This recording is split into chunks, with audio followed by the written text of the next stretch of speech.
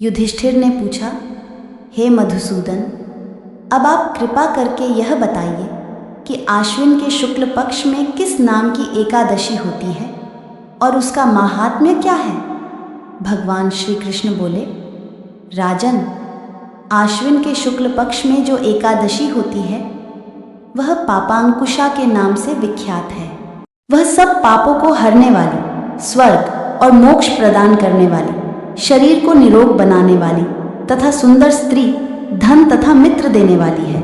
यदि अन्य कार्य के प्रसंग से भी मनुष्य इस एकमात्र एकादशी को उपास कर ले तो उसे कभी यम यातना नहीं प्राप्त होती। राजन, एकादशी के दिन उपवास और रात्रि में जागरण करने वाले मनुष्य अनायास ही दिव्य रूपधारी, चतुर्भुज, गरुड़ की ध्वजा से युक्त, हार से सुशोभित और पीतांबरधारी होकर भगवान विष्णु के धाम को जाते हैं। राजेंद्र, ऐसे पुरुष मातृपक्ष की 10, पितृपक्ष की 10 तथा पत्नी के पक्ष की भी 10 पीढ़ियों का उद्धार कर देते हैं। उस दिन संपूर्ण मनोरथ की प्राप्ति के लिए मुझ वासुदेव का पूजन करना चाहिए।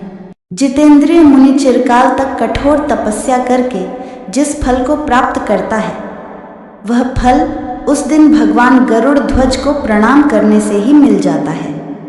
जो पुरुष सुवर्ण, तिल, भूमि, गौ, अन्न, जल, जूते और छाते का दान करता है वह कभी यमराज को नहीं देखता।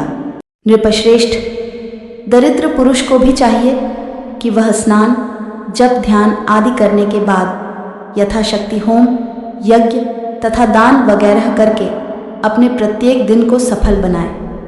जो होम, स्नान, जप, ध्यान और यज्ञ आदि पुण्य कर्म करने वाले हैं उन्हें भयंकर यम यातना नहीं देखनी पड़ती। लोक में जो मानव दीर्घायु, धनाढ्य, कुलीन और निरोग देखे जाते हैं वे पहले के पुण्यात्मा हैं। पुण्यकृता पुरुष ऐसे ही देखे जाते हैं। इस विषय में अधिक कहने से क्या लाभ। मनुष्य पाप से दुर्गति में पड़ते हैं और धर्म से स्वर्ग में जाते हैं। राजन, तुमने मुझसे जो कुछ पूछा था उसके अनुसार पापांकुशा एकादशी का महात्म्य मैंने वर्णन किया। तो यह थी आज की रोचक कहानी। अगर कहानी पसंद आए तो लाइक, शेयर करें और चैनल को सब्सक्राइब करना मत भूलना। धन्यवाद।